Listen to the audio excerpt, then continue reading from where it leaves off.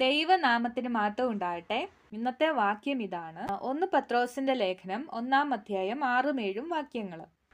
അതിൽ നിങ്ങൾ ഇപ്പോൾ അല്പനേരത്തേക്ക് നാനാ പരീക്ഷകളാൽ ദുഃഖിച്ചിരിക്കേണ്ടി വന്നാലും ആനന്ദിക്കുന്നു. അഴിഞ്ഞു പോകുന്നതും തീയിൽ ശോധന കഴിക്കുന്നതുമായ പൊന്നിനേക്കാൾ നിങ്ങളുടെ വിശ്വാസത്തിന്റെ പരിശോധന വിലയേറിയത് എന്ന് യേശുക്രിസ്തുവിന്റെ പ്രത്യക്ഷതയിൽ പുകഴ്ചയ്ക്കും തേജസ്സിനും മാനത്തിനുമായി കാണുവാൻ അങ്ങനെ ഇടവരും. ഒരു വ്യക്തി വിശ്വാസ ജീവിതത്തിലേക്ക് വന്നു കഴിയുമ്പം പലവിധമായ പരീക്ഷകൾ നമുക്ക് നേരിടും. അത് ഉറപ്പായിട്ടും ഓരോ വ്യക്തികൾക്കും ഉണ്ട്, പല വിധത്തിലായിരിക്കും. അത് ചിലപ്പോൾ അസുഖങ്ങളായിട്ടായിരിക്കാം, കുടുംബത്തിലെ പ്രശ്നങ്ങളായിട്ടായിരിക്കാം, അല്ലെങ്കിൽ സാമ്പത്തികമായിട്ടുള്ള പ്രശ്നങ്ങളായിരിക്കാം, ജോലി സംബന്ധമായിട്ടായിരിക്കാം, പല വിധത്തിൽ. എന്നാൽ ഇതെല്ലാം നമ്മൾ മനസ്സിലാക്കേണ്ടത് നമ്മളുടെ വിശ്വാസത്തെ അളക്കാൻ വേണ്ടിയിട്ടാണ് ഈ പ്രതികൂലങ്ങളും പരിശോധനകളൊക്കെ നമുക്ക് വരുന്നത്.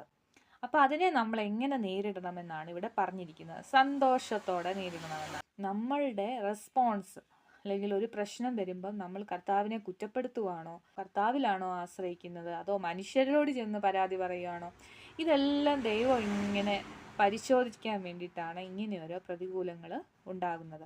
തീയിലിട്ട് ഉരുക്കിയിട്ടാണ് അതിലെ അഴുക്കെല്ലാം കളഞ്ഞിട്ടാണ് നമ്മൾ സ്വർണം നല്ല പ്യുവറായിട്ട് എടുക്കുന്നത്. അതിനെക്കാട്ടിലും വിലയേറിയതാണ് നമ്മുടെ വിശ്വാസത്തിന്റെ പരിശോധന എന്നാണ് പറയുന്നത്. അപ്പോൾ എങ്ങനെ നമ്മൾ റെസ്പോണ്ട് ചെയ്യുന്നു, മറ്റുള്ളവരോട് എങ്ങനെ ഇടപെടുന്നു, നമ്മുടെ സഹോദരങ്ങളോട് എങ്ങനെ ഇടപെടുന്നു, ദൈവത്തോട് എങ്ങനെ ഇടപെടുന്നു, ഇതെല്ലാം വിശ്വാസത്തിന്റെ പരിശോധനയാണ്.